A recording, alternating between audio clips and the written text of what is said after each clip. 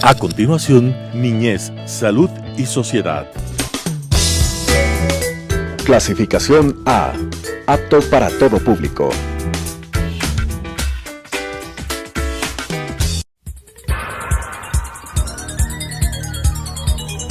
Las opiniones vertidas en este espacio por la producción y dirección del programa son de exclusiva responsabilidad de sus autores y de quienes intervienen en ellos.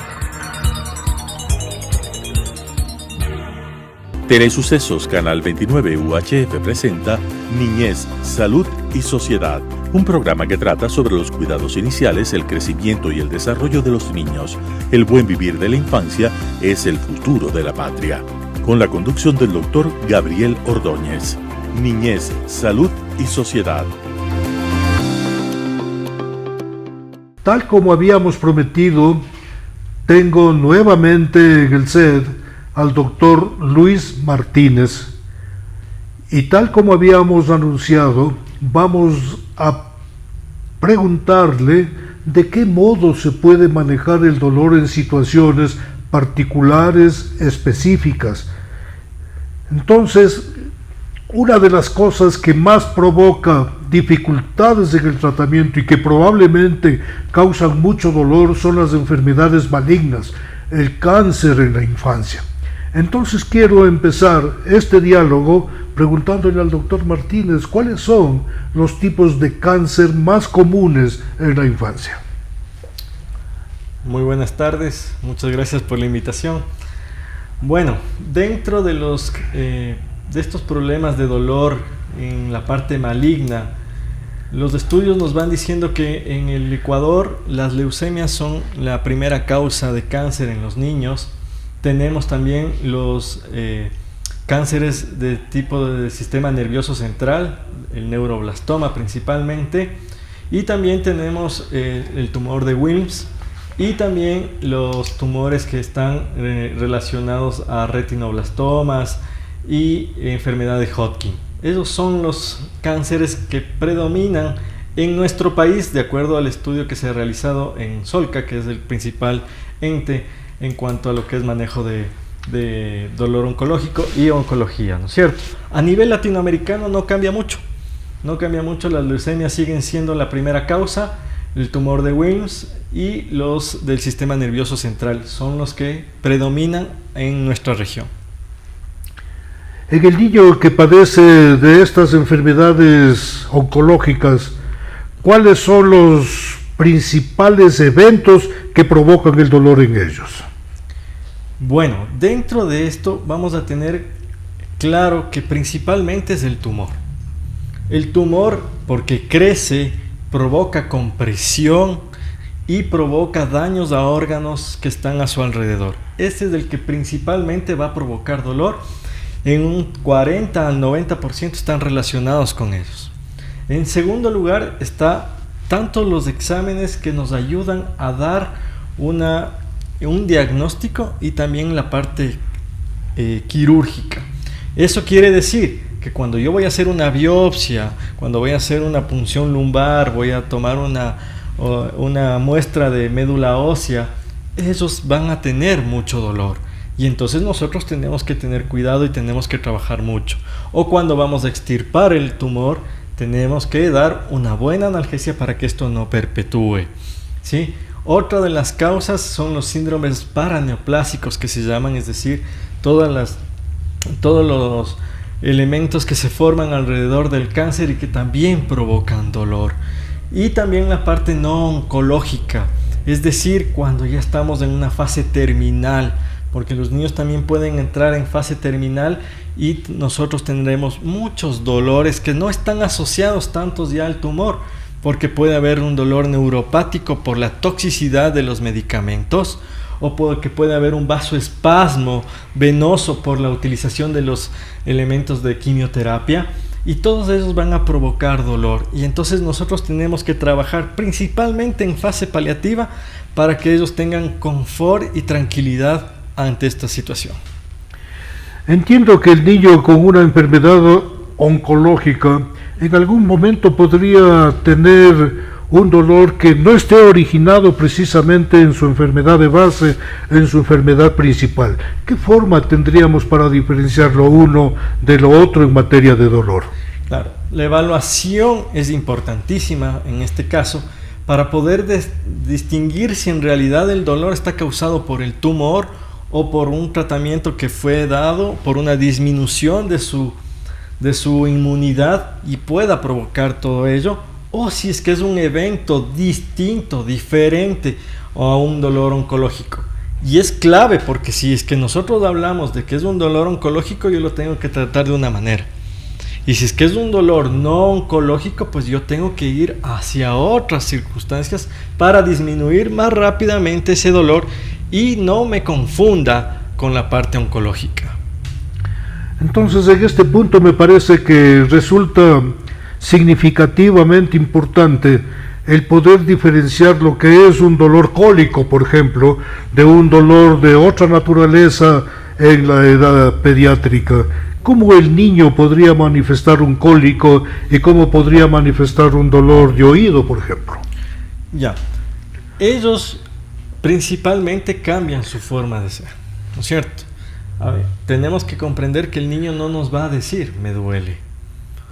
Muchos de ellos llorarán, aumentarán su frecuencia cardíaca, aumentarán su transpiración, ¿no es cierto? Tendrán lo que se denomina las posiciones antiálgicas, es decir, posición fetal o estiramiento, o empiezan como a tocarse a cada momento cierto órgano, ¿no es cierto? En este caso el oído, que nos está conllevando a saber que el niño tiene un dolor distinto al que nosotros estábamos tratando.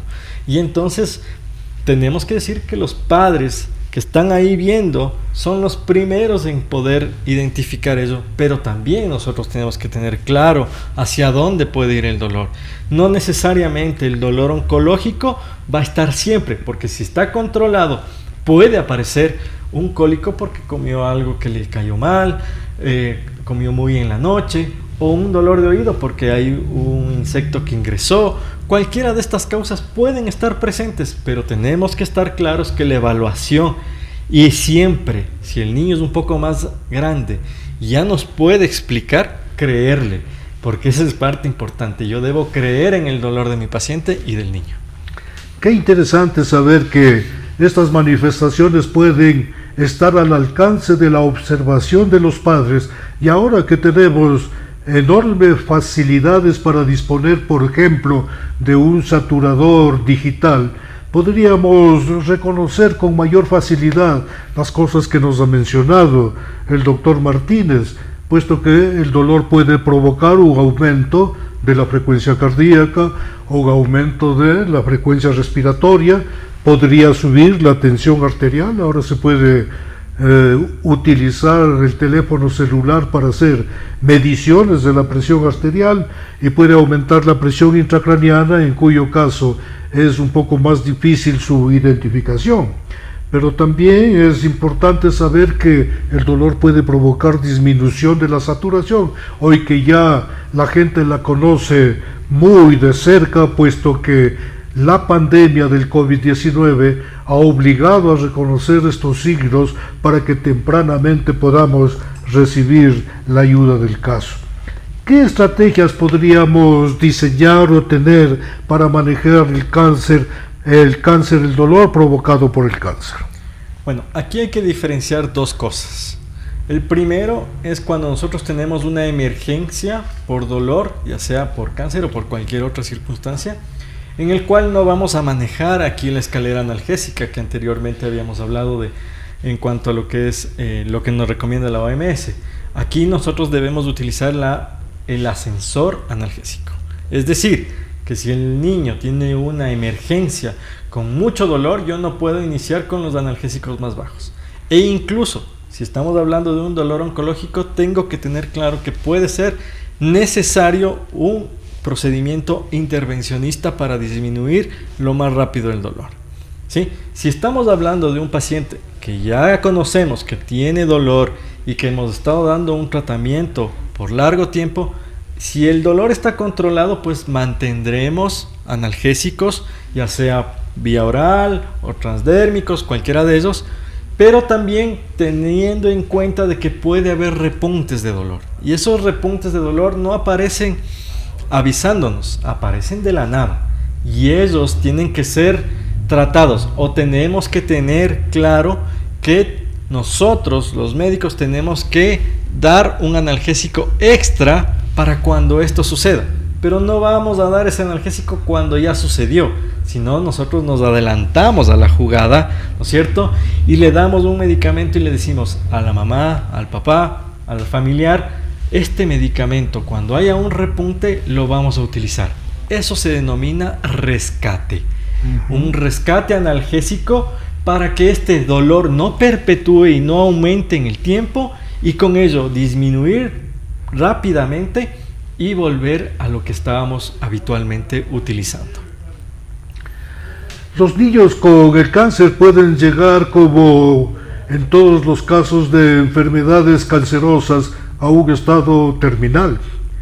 Y en esas circunstancias toca afrontar el problema, conversar con la familia, y quiero aprovechar la experiencia del doctor Martínez para preguntarle en qué momento le vamos a aconsejar o conversar con ellos sobre la necesidad de un cuidado paliativo.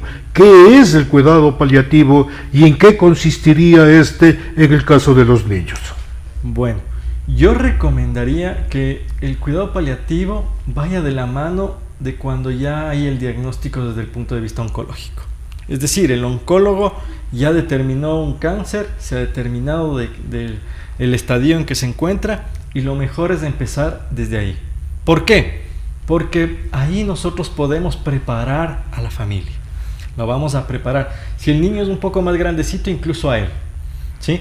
Pero siempre tenemos que preparar a la familia, porque la familia es la que empieza a tener este temor, esta situación de que no quiere que sufra. Sufre tanto el niño como la familia. Y entonces el cuidado paliativo empieza en relación a cuando ya tenemos esta cuestión del diagnóstico oncológico. En un principio el cuidado paliativo será un acompañamiento, será ir enseñando ciertas cosas que van a ir sucediendo. Pero cuando ya lleguemos a esta fase terminal, entonces ahí ya nosotros trabajaremos más que el oncólogo. El oncólogo ya no tendrá tanta función sino nosotros. ¿Y qué es el cuidado paliativo? Es el manejo de síntomas en una fase terminal. Entonces hay que entender que no solamente vamos a manejar dolor, vamos a manejar muchas otras situaciones. Vamos a manejar ansiedad, vamos a manejar sueño, vamos a manejar dolor, ¿sí? Que el dolor sea una de las cosas que más uno tiene miedo, sí. Que el dolor es una de las cosas que más predominan en los pacientes, sí.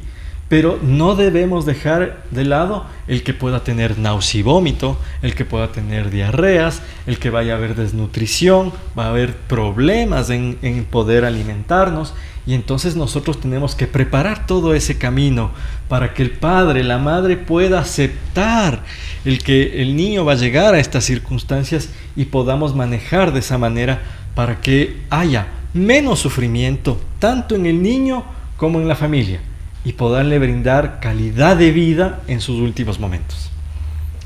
¿Qué podríamos comentar a nuestra teleaudiencia en materia de cuidados paliativos, del desarrollo de los cuidados paliativos en el país?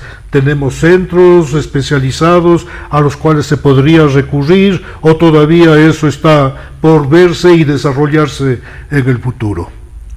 Bueno, dentro de lo que es centros especializados, los hay, pocos, pero ya tenemos algo, ¿sí? Que nos van ayudando poco a poco a salir sobre este mito del cuidado paliativo, del temor del uso de ciertos medicamentos y del cuidado al final de la vida, porque nos enseñan en muchas ocasiones a luchar para que la vida permanezca junto a nosotros, pero no nos enseñan también a luchar para que cuando terminemos nuestra vida sea de la mejor manera. Y entonces sí falta todavía el hecho de poder tener un poco más de médicos preparados para estas circunstancias, pero ya es un paso. Vamos hacia el camino de poder brindar el cuidado paliativo, diferenciando de que no es una eutanasia. Nosotros en el país no hacemos eutanasia, no tenemos una legislación hacia ello. Caminaremos hacia un momento, pero es totalmente diferente. Nosotros no vamos a alargar la vida con un sufrimiento, ni tampoco la vamos a acortar, ¿sí? Y eso es importante decirlo en las reuniones familiares que se hacen con toda la familia para que puedan comprender y entenderlo. Y si es que es necesario, cuando no puede ser el tratamiento en casa, pues ir a estos centros que nos dan una gran mano. Sin duda que el manejo paliativo involucra muchas medidas, y una que probablemente no se utiliza de manera apropiada es la sedación en la edad pediátrica. ¿Qué podríamos comentar al respecto? Para ello sirve estas reuniones familiares, para nosotros anticiparnos a esta circunstancia y que nos llegue el golpe cuando ya estamos en una fase final. Es decir, nosotros le vamos a ir diciendo a los padres, miren, esta circunstancia en algún momento la podremos utilizar o la tendremos que utilizar, y debemos comprender que es para que el niño pueda estar tranquilo. Si el niño está tranquilo, ustedes van a estar tranquilos.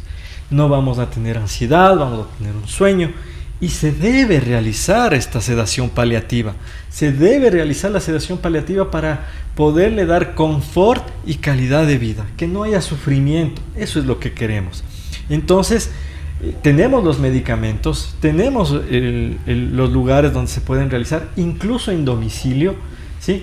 Y entonces lo que va es el acompañamiento tanto nuestro como médico, como de los familiares en ese sentido. Esto significa que en ningún momento podemos dejar al niño sin brindarle el calor del hogar, el abrazo del padre, el abrazo de la madre, el entorno familiar que tiene de alguna manera que contribuir a darle un ambiente propicio, cálido, para que el niño se sienta confortable. Se ha mencionado la calidad de vida y esta sin duda es importante. A manera de conclusiones, ¿qué podríamos decir de lo que hablamos en el programa anterior, de lo que hemos hablado en este programa, como recomendaciones para nuestra audiencia? Correcto. Dentro de lo que es el dolor en general, nosotros lo que tenemos que recomendar es que haya más centros apropiados para tratar a nuestros niños con dolor, ¿no es cierto? Si bien es cierto, tenemos centros, pero debemos buscar que hayan más centros, porque todavía nosotros tenemos una edad escolar, preescolar muy abundante. Todavía nuestra sociedad da 2, 3 niños por familia, y eso conlleva de que muchas veces los hospitales que están a cargo o que están recibiendo a nuestros niños estén saturados. Por ende, tenemos que buscar de que haya otros hospitales. Tenemos que buscar que estos hospitales estén con buena cantidad de médicos también, que haya una buena cantidad, porque no podemos tener a 20 niños en una sola parte con un solo médico, ¿no es cierto? Tenemos que buscar que haya también más profesionales, y que lógicamente estos profesionales estén adaptados, estén con el uso de los medicamentos, estén formados para poder tratar el dolor, y con eso vamos a lograr que haya protocolos de dolor, y con eso disminuiremos al máximo la intensidad del dolor. No vamos a decir que vamos a eliminar, porque eso es algo utópico, ¿no es cierto? Pero sí podemos tratarlo de buena manera, con eficacia, con eficiencia y con calidez. El dolor ha estado presente en la especie humana desde el principio de los tiempos, porque ellos, cuando eran nómadas, sufrían accidentes de distinta naturaleza, y cuando ellos trepaban a las montañas y enfrentaban las dificultades que le ponía la naturaleza, sufrían accidentes y tenían obviamente dolor, y seguramente en esos tiempos ellos se idearon alguna forma para aliviar estas dificultades. Ha mencionado algo que es sumamente importante, y es el hecho de que debemos los médicos estar preparados en todas las instancias para hacer un manejo apropiado del dolor. Y una de las cosas que nos ha recomendado es que el dolor de distintas intensidades vaya subiendo de gradación en el momento de ser debidamente manejado. va a llegar un momento en que el niño requiere de un especialista como el doctor Martínez para aliviar el dolor, puesto que será necesario utilizar alguna medida invasiva. ¿Cuáles de ellas podríamos utilizar en los niños? En los niños se pueden utilizar muchos procedimientos invasivos. Dentro de ellos, medicaciones intratecales, bombas intratecales se colocan.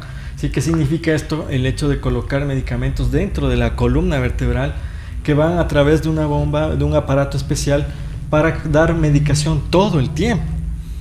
Bloqueos ecoguiados que debemos estar preparados para poder realizarlos, ¿no es cierto? Para dar bloqueo de plexo solar, bloqueo de algunos ganglios, que van a disminuir la utilización de medicamentos en gran cantidad y que van a dar confort en el niño. Podemos utilizar otros tipos de infiltraciones un poco más superficiales, ¿sí? Y todos ellos van a irse dados ya con un procedimiento un poquito más especializado, llamémoslo así, durmiendo al niño, haciendo lo que esté confortable, que esté en una situación adecuada, y cuando se despierta, él despierta sin dolor, que es lo más importante en este caso. Un poco hemos pasado por alto las manifestaciones del dolor en el recién nacido. La vez anterior topamos esto en los niños más grandecitos. ¿Qué deberíamos tener en mente para descubrir que un recién nacido está sufriendo por dolor? Si un recién nacido está sufriendo por dolor, no va a querer comer, va a estar mucho más irritable, va a estar en posiciones en las cuales él no es normal, ¿no es cierto? Va a tener expresiones faciales, hacen pucheros, los labios empiezan como a ponerse un poco moraditos, todo eso, empieza a tener sudoración. Todos esos son indicativos de que el paciente está con dolor, ¿sí? Y dentro de eso, la irritabilidad. La irritabilidad en ellos es un punto esencial que no nos permite decir es dolor, pero que ya nos está llevando hacia un punto en el cual podemos, ante una evaluación ya más profesional, decir que ya estamos ante un paciente con dolor. Estas dos pláticas que hemos tenido con el doctor Luis Martínez han sido obviamente muy interesantes, nos ha dejado muchos puntos claros, nos ha dejado muchas enseñanzas y sobre todo sabemos que en un momento determinado vamos a tener necesidad de recurrir a los cuidados paliativos y en algún momento también a especialistas en el tratamiento del dolor como el doctor Luis Martínez. Hasta la próxima. Las opiniones vertidas en este espacio por la producción y dirección del programa son de exclusiva responsabilidad de sus autores y de quienes intervienen en ellos. Telesucesos Canal 29 UHF presentó Niñez, Salud y Sociedad, un programa que trata sobre los cuidados iniciales, el crecimiento y el desarrollo de los niños. El buen vivir de la infancia es el futuro de la patria. Con la conducción del doctor Gabriel Ordóñez. Niñez, Salud y Sociedad.